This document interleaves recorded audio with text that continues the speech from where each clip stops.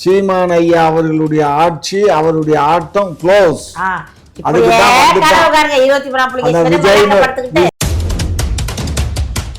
அப்ப மொத்தத்துல அவங்க திமுக தான். அப்ப கட்சி லெவல எடுத்துருங்க. இப்ப வைகோ பாருங்க, ஒத்த சீட்டுக்கு போய் உட்காந்துருக்காரு. அவரு பேசாத வசனமா சும்மா அந்த டவலை தூக்கி தூக்கி தூக்கி இங்க தூக்கி போடுற துண்டு போய் பாகிஸ்தான்ல உழுவும். மத போதை கிடையாது. மத போதையும் பேச மாட்டோம், ஜாதி ரீதியா பேச மாட்டோம். நீ கிறிஸ்டினா, நீ முஸ்லீமா, இந்துவா, தமிழனா, பல்லனா, பறையனா, தேவரா, எங்கள்கிட்ட அந்த பேதம் கிடையாது. அததான் எங்க அண்ணன் கற்பிச்சிருக்கு. அது எப்படின்னா, அது கல்யாணம் எல்லாம் கிடையாது, காதலும் கிடையாது, கல்யாணம் கிடையாதுன்னா அது கொள்ளக்காரி, கொள்ளை கொள்ளை. ஆமா, ஒருத்தர மயக்கி பணத்தை சம்பாதிக்கிறது. அதுக்கு பேரு வேற. அப்ப அவனோட வீரனா மோதணும். இப்ப சமயத்துல வீரனால அடிச்சு மோத முடியலன்னா அவதூறு, அவமானப்படுத்துவாங்க. அப்ப வெளியில வரும்போது சொல்லும் போது அவங்க வெக்கம் ஆயிடும். நீ வீரத்துல அடி வாங்கினா கூட அந்த வீரன் நிமிந்து நிப்பா, ஒரு தடவை நான் குத்துனா வாடா பாத்துக்கலாம் அப்படிமா. ஆனா ஒரு வார்த்தை சொல்லிட்டா ஆட்டோமேட்டிக்கா நம்மளையும் அறியாம தலை குனிஞ்சிடும். உங்க அப்பாவுக்கு அப்பா வந்தாலும் நாம் தமிழர் கட்சி வெல்வது உறுதி. அது வெல்வே இல்லை. 90% ஓட்டு, 80% பரவாயில்ல. ஆனாலும் நாம் தமிழர் கட்சி ஒரு ரூபாய் வாங்காம உழைப்போம், நேர்மையாக இருப்போம், மக்களுக்கானவர்களாக நாங்கள் இருப்போம்.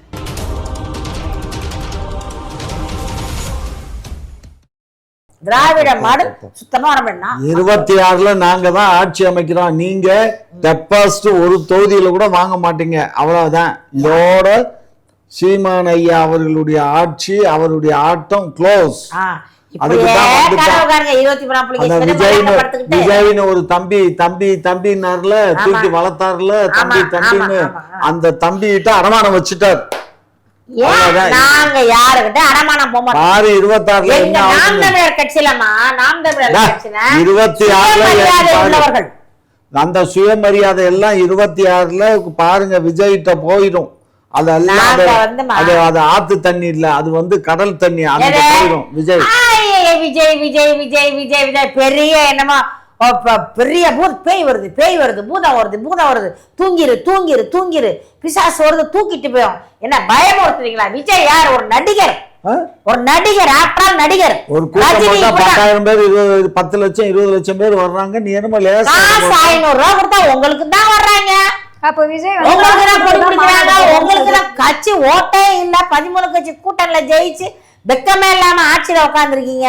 உங்களுக்கு தான் வர்றாங்க 1000, 500, 200 ஊபீஸ் எல்லாம் இருக்கு. அதே மாதிரி அங்க 200 ஊபீஸ். அதாவது அங்க இருக்கிறவங்க பேசுறத பாருங்களா. விஜய் யாரு? நடிகர். எங்க அண்ணன், என் உயிர் வச்சுக்கோ. பால் ஊத்து, தேன் ஊத்து, நெய்யா ஊத்து, எல்லாம் ஊத்து. அரசியல் புரிதல் இல்லாம அரசியல்வாதி ஆக முடியும். உங்க அண்ணன் நடிகர் இல்லையா? உங்க அண்ணன் டைரக்டர் இல்லையா? எங்க அண்ணன் டைரக்டர்னா டயலாக் பேசல. நான் நாட்டை காப்பாத்துவேன், வீட்டை காப்பாத்துவேன், ஒரு ஓட்டை நான் போட்டே தீருவேன், அமெரிக்கா விசாவை கட் பண்ண வந்துட்டு நாட்டுக்குள்ள உட்காந்துக்கிட்டு ஒரு ஓட்டுக்கான போராடின படத்துல எங்க அண்ணன் நடிக்கலையே. நாங்க சுறா மாதிரி நடிக்கலையே, நாங்க கத்தி மாதிரி நடிக்கலையே. எங்க அண்ணா ஒன்னு எடுத்தாரு, ஏதோ டைரக்ட் பண்ணாரு. படம் எடுத்தாலுமா அவர் முழு நேர நடிகர் கிடையாது. அவர் அந்த இலங்கையில அந்த படுகொலை நடந்துச்சு. இப்ப இவருமே முழு நேரம் அரசியல்ல இறங்கி இருக்காரு இல்லையா? இப்ப படம் எல்லாம் முடிஞ்சிருச்சு. யாரு? விஜய் அவர்கள். விஜய் ஒருத்தரால இயக்கப்படுகிறார். யாரால? திமுக தான். இப்ப திமுகவுக்கு என்னன்னாமா, திமுகவுக்கு என்ன தெரியுமா? பயம் வந்துட்டு. நீங்க வளர்றீங்க, இந்த சேர்ல நீங்க உட்காந்துருங்க, பயம் இருக்கு. அப்ப உங்களை நான் ஒழிக்கணும். அதுக்கு என்ன செய்யணும்? யாரை வச்சு ஒழிக்கணும்? அப்ப பாக்குறாங்க. ரஜினி ட்ரை பண்ணாங்க, ரஜினி வரமாட்டேன்னு சொல்லிட்டாரு.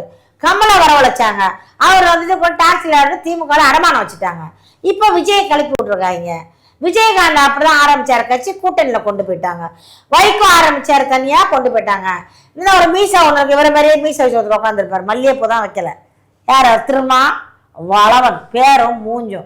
இளைஞர்களை பூரா நாசமாக்கிக்கிட்டு, இளைஞர்களை பூரா திருப்பி குத்து, ஓங்கி குத்து, மூஞ்சில குத்துன்னு பழமொழியை சொல்லிக்கிட்டு இளைஞர்கள் வாழ்க்கையை நாசமாக்கிக்கிட்டு ஒத்த சீட்டுக்கு போய் உட்காந்துருக்காரு பாருங்க. அவர் தனியா கட்சி ஆரம்பிக்கும் போது அப்படியே வீரவசம் வீரபாண்டிய கட்டபொம்மன், நாங்களே யார் தெரியுமா, நாங்கள் வந்தவுடன் திமுகவை ஒழித்தே தீர்வோம்.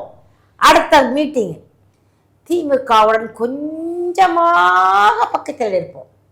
இளைஞர்கள் நாம் என்னதான் ஆகணும். அடுத்த முறை திமுகவுக்கு பின்னால் நிற்போம். ஏன்னா கையில காசு வாங்கிடுவாங்க. யாராச்சும் கட்சி எதுக்குடா ஆரம்பிக்கிறீங்க? நீங்க எதுக்குடா கட்சி ஆரம்பிக்கிறீங்க? இந்த முருகன் ஆரம்பிச்சாரு, வைகோ ஆரம்பிச்சாரு, திருமாவளவன் ஆரம்பிச்சாரு, இந்த எலாமிசா ஒருத்தனுக்கு அவன், இது எல்லாம் கட்சி ஆரம்பிப்பாங்க. ஆரம்பிச்சு இந்த கொள்கை அந்த கொள்கை நொந்த கொள்கைன்னு ஆரம்பிக்கிறது. ஆரம்பிச்சு 6 மாசம் கட்டிங் பேசிடுறது, திமுகவில் உட்காந்துருது.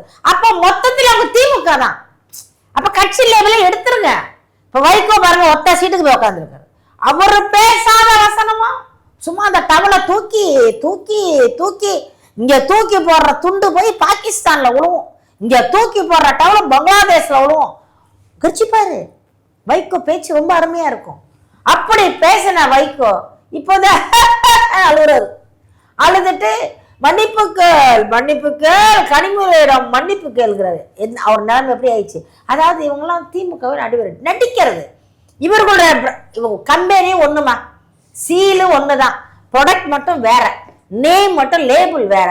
லேபிள் கொஞ்ச நாளைக்கு இருக்கும், லைபாய் உபயோகியுங்கள், சந்திரிகாவை உபயோகிக்காதீர்கள். சந்திரிகா கொஞ்ச நாள், சந்திரிகாவும் லைபாயும் ஒரே கம்பெனி, இரண்டையும் ஒன்றாக போட்டு இதை தலையில தைத்தா காலில் தைக்கிறோம், அப்படி வந்துடும். அந்த மாதிரி வந்து கட்சியெல்லாம் ஒண்ணுதான். 13 கட்சி வந்து எல்லாமே திமுக. நாங்க பிரிச்சு பார்க்க மாட்டோம், அவர்கள் ஒன்றுதான். நாம் தமிழர் வந்து யாரையும் கூட்டு கிடையாது. இதே இந்த 13 கட்சி மாதிரி 14வது விஜயை இறக்கி விட்டுருக்காங்க. காரணம் என்னன்னா, இப்ப யாரு ரஜினி தனித்து தான் போட்டியிடுவேன்னு சொல்லியிருக்காரு. ரஜினி என்ன சொன்னாரு? நாட்டின் முதல்வர் சொன்னாரா? ரஜினி சொன்னாரா? வந்தாரா? கமல் சொன்னாரா? நாங்கள் வெளிச்சத்தை கொண்டு வரோம், இருட்டை போப்போம்னாரு. இப்ப இந்த வெளிச்சமே அந்த இருட்டுக்குள்ளே பூந்து கிடக்கு. அவ போயிச்சா? இப்ப அடுத்தது விஜயகாந்த் வந்தாரா? அரசியல் அமைப்பு பண்ணாரா? அவர் கூட்டணிக்குள்ள போனாரா? தனிச்சு செயல்பட்டிருந்தா முதலமைச்சராக இருக்கலாம்.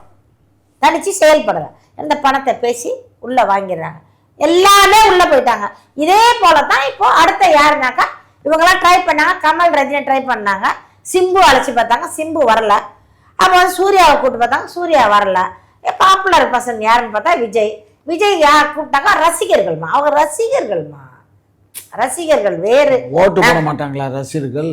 அதாவது வாக்குங்கிறது வந்து அது அரசியல், ஓட்டு போடுறது அரசியல். ரசிகர்கள் வேறு, இது வாக்காளர்கள் வேறு. அந்த வித்தியாசம் தெரியாமல் அரசியல் பண்ண முடியாது. எங்கிட்ட இருக்கிறவங்க வாக்காளர்கள். 10 வயசு புள்ள கூட யாருன்னு கேட்டா நாம் தமிழர் அப்படிங்கும். 60 வயசு பாட்டியை கேட்டா நாம் தமிழருங்கும். மற்ற கட்சியில போய் உட்காருங்க, ஏன் பாட்டி உட்காந்துருக்க? கலைஞர் வரேன்னு சொன்னாங்க, 200 ரூபா கொடுத்தாங்க. கருணாநிதியா? ஆமா. கலைஞரா? ஆமா. அவர் எத்தனை வருஷம் ஆச்சு? இன்னமும் கருணாநிதி வர நம்பிக்கிட்டு இருக்க கூட்டம் தான் அவங்கள்ட்ட இருக்கு. கொடியை பிடிச்சிக்கிட்டு இருப்பாங்க, 200 ரூபா கொடுத்தவொன்னா வாங்கிட்டு கொடியை ஓரமா போட்டு போவாங்க. நாம் தமிழர்ல அந்த கொடியை கடவுளாக மதிப்பவர்கள், நாம் தமிழர் கட்சியில எங்க அண்ணனை உயிராக நினைப்பவர்கள். நாம் தமிழர் கட்சியில வந்து மது கிடையாது, மத போதை கிடையாது. மத போதையும் பேச மாட்டோம், ஜாதி ரீதியா பேச மாட்டோம்.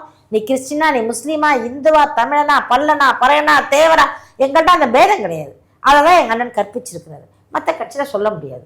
பாலியல் சீண்டல் கிடையாதுன்னா எவ்வளவு பக்கத்துல போய் அக்கா, அண்ணன், தம்பி, தங்கச்சி தான். பெங்களூர் ஏதோ சுப்ரீம் கோர்ட்ல ஏதோ கேஸ் நடக்குதுன்னாங்களே.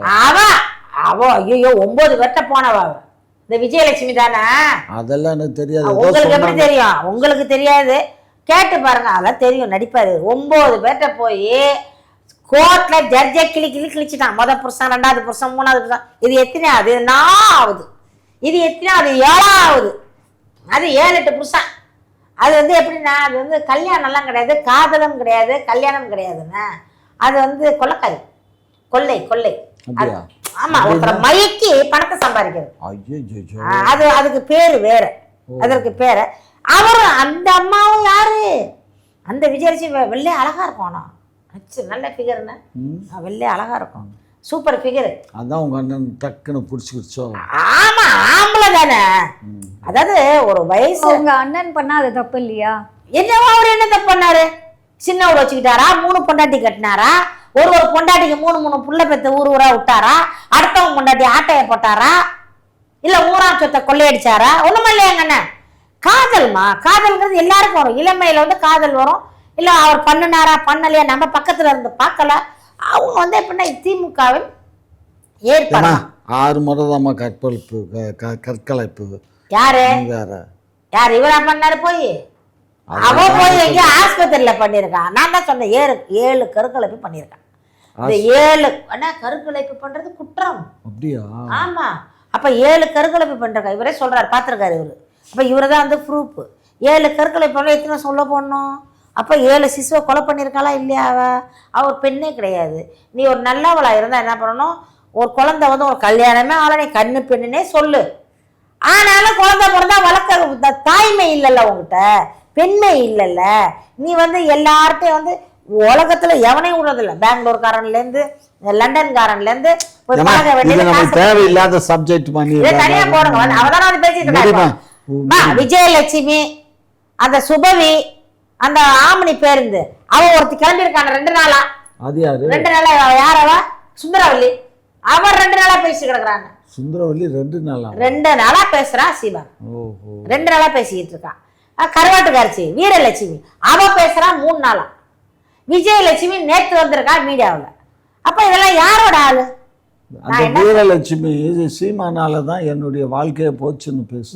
அவளை எடுத்து தராமா? என்னால அவளும் வருவா லிஸ்ட்ல. ஐயே சீமானா கருப்பா இருந்தாலும் கலையா இருக்காருல்ல, ஒரு வயசுதான். இவளுகெல்லாம் பணத்துக்காக திமுகவோட வேலைமா. அது ஒரு மனிதனை வந்து என்ன பண்ண வீழ்த்தணும்.